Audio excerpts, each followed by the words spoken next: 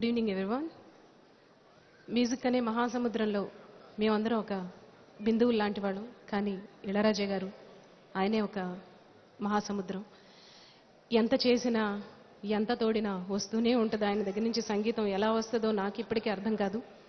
My first film రాజా గారు వచ్చి bless చేయడం AVMRRలో నాకు చాలా బాగా గుర్తుంది.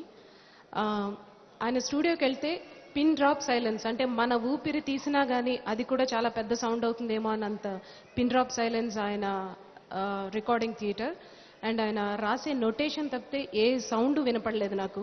అంతా అయిపోయిన తర్వాత ఏంటమ్మా ఇలా వచ్చావు అని ఆయన తమిళ్లో అడిగితే, సార్ ఇవాళ నా మొదటి సినిమా మీరు బ్లెస్ చేయాలంటే హీ బ్లెస్డ్ మీ, చాలా మంచి మ్యూజిక్ డైరెక్టర్ అవ్వాలని. అదే బ్లెస్సింగ్స్తో నేను ఇంతవరకు ఈ రోజున ఈ స్టేజ్ మీద మాట్లాడగలుగుతున్నానంటే his blessings. Thank you so much. And Raja గారు గురించి చెప్పాలంటే ఎంత చెప్పినా తరగదు. నా ఫస్ట్ కీబోర్డ్ మీద ఆయన పాటే కదలాడింది, నా వేళ్ళు కదలాడిని. అదేం పాట అంటే, రాసాతి ఉన్న కాణాద నెంజిల్ కాతాడి పోలాడుదు, రాసాతి ఉన్న కాణాద నెంజిల్ காத்தாடி போலாடுது,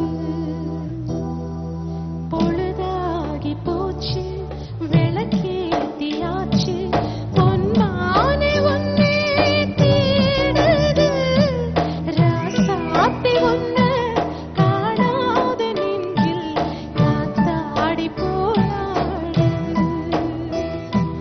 கண்ணுக்கொரு வண்ணக்கிளி காதுக்கொரு கானக்கிளி நெஞ்சு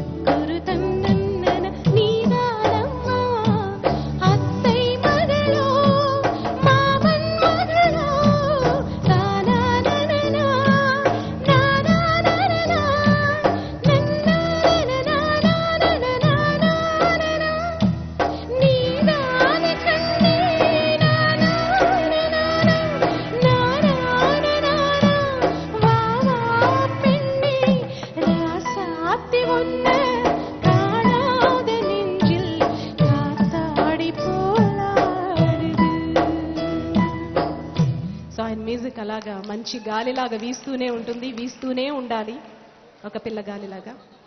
ఆయన పాటలు వింటూనే పెరిగాను, వింటూనే బతికాను, అలా వింటూనే చచ్చిపోవాలని నా ఆశ. అండ్ అబ్బాయితో అమ్మాయి మూవీకి వస్తే, సో రమేష్ వర్మ గారికి చాలా మంచి హిట్ రావాలి. అండ్ ప్రొడ్యూసర్స్ వాసు గారు, జవహర్ గారు, అలాగే ఎగ్జిక్యూటివ్ ప్రొడ్యూసర్ మురళి గారు, నాగశౌర్య గారు హీరో, సో ఎంటైర్ క్రూకి ఇదొక బ్లాక్ బస్టర్ అవ్వాలని కోరుకుంటూ ఈ అవకాశాన్ని ఇచ్చిన అందరికీ thank you so much. Thank you.